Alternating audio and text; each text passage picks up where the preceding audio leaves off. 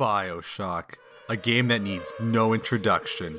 The world of Rapture, the story of an underground utopia turned to ruin and decay by human greed, apathy, and ego.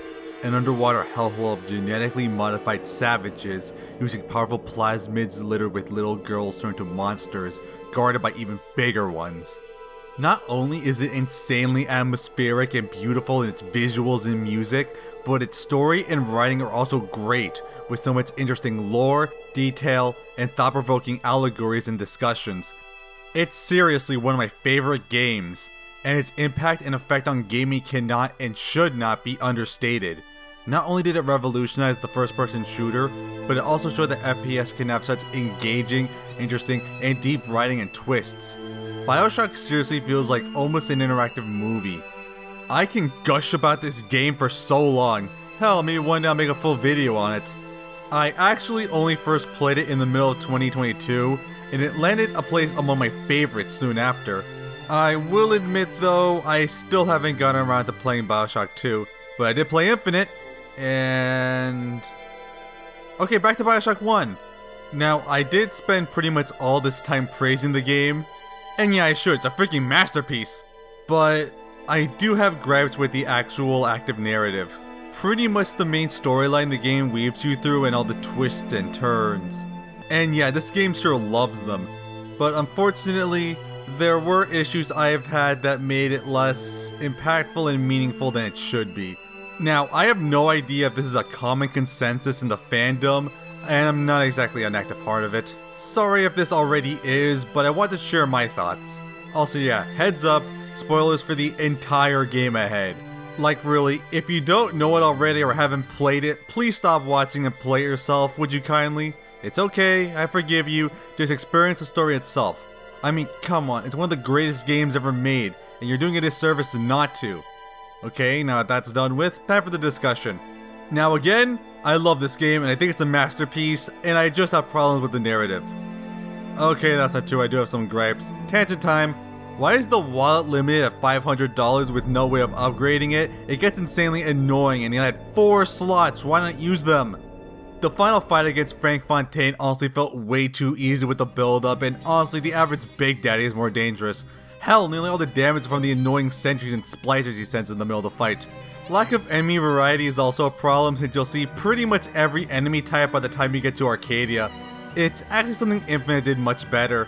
The penultimate thing before the final boss being an insanely annoying escort mission that also makes it a lot harder to see really does ruin so much of the final stretch of the game. And by god do you hack for like half the game, which wouldn't be so bad if you had to deal with shit like this. Okay, but the actual story, I gotta say, most of the narrative and story I love. The lore and history of Rapture and the fall of society and the great characters and allegories work so well and make for great political commentary. But yeah, the lore of Rapture and the hidden details and the huge story of its rise, unrest, and downfall is perfect and honestly should be talked about more. And also the whole Atlas being Frank Fontaine twist was amazing, no complaints there, had enough build up and evidence from the details of the past dealings of Fontaine and Atlas history fighting Ryan, and also where his kind persona falls apart. But it's also a genuine surprise when it's revealed and changes the entire game, and it's a perfect twist, I have no problems there. But there is one other twist I have issues with. So, not only is it revealed that our protagonist Jack was the illegitimate son of Andrew Ryan, but it was also taken and manipulated to be a science experiment for Fontaine's schemes. Not only were you biologically modified to become a fully grown man in only a few years, but every single time you are told, "Would you kindly," you are forced to do whatever asked, no matter how horrible. And you have been manipulated the entire time by Fontaine in the guise as Atlas and his Iris mannerisms, where every decision was not your choice. And you're probably gonna hate me for it, but I don't think it was executed as well as it could have. Now, it's definitely a surprise, and I can see how it became some memorable twist. It's so shocking to reframe all of your own actions were by someone else, but that's kind of a problem. This is not a movie. This is a game that I have to play and control, and having mind control cannot work in a game since the point is to give a player control. If you don't, then what's the point? So yeah, you can't have mind control in the actual gameplay or else there's no game. So you pretty much have full control of what you do when you're commanded or when you do, it's so inconsequential it doesn't matter. Especially because, while it's a twist at the middle of the game, you can't literally take control away from the player or make it too obvious, or else it gives the twist away. So pretty much everything you do, you would have literally just done anyway as a player, or even anyone in that position would logically do. And even when it's not just go to this one place you need to progress, the environment will stop you from progressing until you do. Literally, the most it gets actually taking you over is when you're told to put down your weapons in your first encounter seeing a big daddy and little sister. But you could literally not do anything in the scene regardless, since it's so far away from wherever you are, so again, it does nothing. Every instance of would you kindly is something the player would literally do anyway, or so inconsequential it doesn't matter. So really, it's pointless aside from a massive twist reframing it as a new perspective. But okay, if the commands were pointless to keep the twist at the end, now it's revealed, it should be a huge thing. It should be huge stakes, since now you know Jack is vulnerable, being controlled at any second. And now that Fontaine has taken over Rapture, after using you like a pawn, you're just a liability, and he'll kill you the first chance he'll get. So you rush out of the control center after Fontaine takes it over and sticks security on you, and you just wonder how soon Fontaine is going to get you. But then it literally gets undone. Tenenbaum fixed you immediately so you can't get mind controlled anymore. Go get stepped on by a big daddy, would you kindly? Sounds kinky, but no. I says, would you kindly go get stepped on by a big daddy? Fine, but not because you told me to. So yeah, the mind control immediately gets undone right when it becomes a huge plot point. And they had to, or else there will be no game. You can't get actually controlled and die, or else the game can't continue. Now, I genuinely hate mind control as a plot point, and I might make a full video on why I think it's a terrible trope, and I think this is a great example of that. Since this is a game which is entirely driven by player actions and choice, mind control cannot work as a primary plot point, since the entire idea is to take control away from a person. So the game effectively has to make it so inconsequential until it's revealed, and then immediately get rid of it in order to keep being a game. You can literally take the entire mind control plot point out of the narrative, and it would change absolutely nothing. Everything would have effectively gone the same way regardless. I mean, yeah, Fontaine does then enact another protocol he had on you that slows your heart to kill you, which does reduce your health continually, but that's also so inconsequential as you can pretty quickly reverse that as well. And it's so detached from the would you kindly setup that Fontaine could have had a Houdini splicers teleport and inject you with some poison that would do the same exact thing. And I guess the plane crash in the beginning, which was revealed to be with Jack actually sabotaging it with the command, is a big plot twist. But like, Jack is literally Fontaine's only hope to take over Rapture and kill Ryan without him being screwed, and there's a million ways this could have gone wrong, and he could have died in the crash, fire, just drown before he get the Rapture. Was this really the best option? Why couldn't he have said, would you kindly run a boat? Honestly, if anything, this introduces much more plot holes in the story than would without it. Like, if Fontaine had full control over Jack the whole time, why bother with the Atlas guy in the whole saving his family in context? Why wouldn't he just say, would you kindly go to this place and kill Andrew Ryan?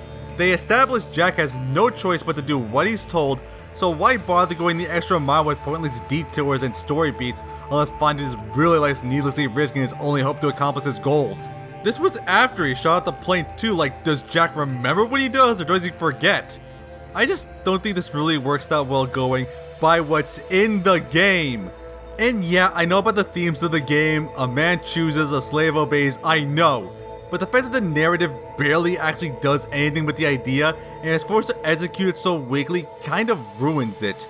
You rarely get the feeling that Jack is actually a slave. It's all just told to you or so inconsequential, and it's gonna ignore it completely afterwards.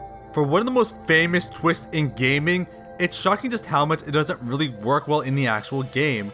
And this is not me overanalyzing it right now. I felt underwhelmed and disappointed as I was playing. Again, I don't know if there's a common consensus in the fandom, but considering how famous this twist is, I kinda doubt that. But this does lead to the other big problem in the narrative. Jack is not a character. And arguably, that's the entire point. Jack is an inhumane experiment who was manipulated by an evil man and others and ventures into immoral science whose entire purpose was to be used as a tool. Jack has no dialogue or thoughts or anything aside from a short generic monologue in the beginning. Told me, son, you're special. You were born to do great things. You know what? They were right. You have no idea what Jack is feeling, or the depths of his fake memories, or virtually anything. Jack is a silent protagonist throughout, in the same vein as Shaw from Portal or Gordon Freeman. He has no past, he has presumably no future, and he has no feelings. And as previously stated, Jack has no choice in any of his actions or choices. Well, except for one. The most iconic things in the series are the little sisters, little girls with special slugs in their stomach that corrupts them, but also make them generate a ton of Adam, which is the thing that allows genetic modification on an extreme level, but they are protected by the Big Daddies, hulking brutes in giant scuba suits created to protect them at all costs, and the power to brutally kill anyone who tries. Adam is pretty much required for playthroughs to increase our health, Eve for getting new plasmids and slots. But that means we'll have to kill the Big Daddies, which are the toughest enemies in the game, and it's really easy to die to them. Like seriously, don't mess with them unless you're prepared. But you're given a choice. To harvest the sister to get the slug, killing the girl to get the maximum amount of Adam, or rescuing them, bringing them back to normal for less Atoms but rewards later. Now I save all the little sisters in my playthroughs because I'm just that type of guy, but this is actually the most active choice a player can make, and it's the main point of the ending, where the good ending involves Jack rescuing all the little sisters, leaving Rapture, and becoming their father, allowing to live happy and fulfilling lives as Jack finally gets a family he never had. And it sounds so sweet and satisfying, it really does. But the problem is, this was never actually brought up as a legitimate struggle for Jack. Yeah, the twist was that Jack never had a family, but we barely know anything about it. Aside from one photo, which, wait, how'd they even make that? And 2-second flashes of it, there is barely any build up to Jack's family. We know absolutely nothing about them, how his relationship is with them, or how much he cares about them or anything. It's practically non-existent. And the game never does show any deeper meaning to Jack's memories aside from said 2-second flashes that honestly barely make any sense aside from briefly confusing the player. I can't get any emotions or care from this. Why should I care about the family he never had if it's so freaking irrelevant and unseen, and Jack never seems to care either? And I felt that way while playing the game for the first time. I kinda felt good, but was confused how it's treated like the most cathartic thing ever. And the game tries its best to force this mindset on you entirely by other characters' dialogue, even right at the end. Now if you don't call that family, I don't know what is! Shut the hell up, dude, you get killed by little girls! The game acts like it's such a deep and important part of the character when the actual substance is so little. I mean, maybe those insanely brief flashback moments were extended more, with maybe some voiceover to give us the minimum amount of knowledge so this plot point can be satisfying, but it's just not. Really, the ending focuses more on the little sisters and their tragedy than Jack himself, when everything was set up to have the most heartwarming and fulfilling ending. It really could've, but it just didn't make the audience invested enough. It's not like the other endings were that great either. If you harvest all the little sisters, you get a cutscene of you evilly taking over Rapture and using it to presumably take over the world since you're evil now. And it's practically the same if you harvest a single little sister, even if you save every other one. This one choice, like an hour into the game, entirely changes your ending. And again, considering Jack is not a character, it feels unearned, since nothing else makes it feel like Jack is some sort of monster or immoral or virtually anything. Jack is a blank slate, and trying to push any emotional or connection is worthless since it's never expanded upon. I did finish Bioshock Infinite to the end, and I still have no idea what actually happened in it, but at least the more emotional moments and connections and family themes worked. Booker is an actual character. We see how he feels, we know his history, thoughts, and emotions, and his relationship with Elizabeth was pretty much the best part of it. So when the game tries to pull on emotional heartstrings, it works far better. When you have a character who just can't emote, convey their feelings whatsoever, and any emotional attachments are minimal and vague at best, having the ending play entirely on morality and emotional connection, even in the best circumstance, just feels so unsubstantial. And look, I love the game to death. I really do. I gushed about it so much in the intro, and it's still a masterpiece without these problems. But I hate how they missed the mark as much as they did in the final stretch of the game. But maybe that's just Bioshock for you. As they say, there's always a man, there's always a girl, there's always a lighthouse, and there's always an unsatisfying ending.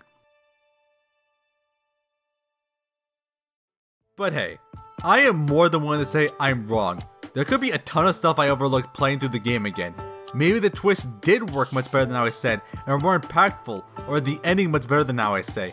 Or do you agree? Is this the common sentiment? Please let me know. Like, really, I want to know about this. Thank you for watching, and goodbye.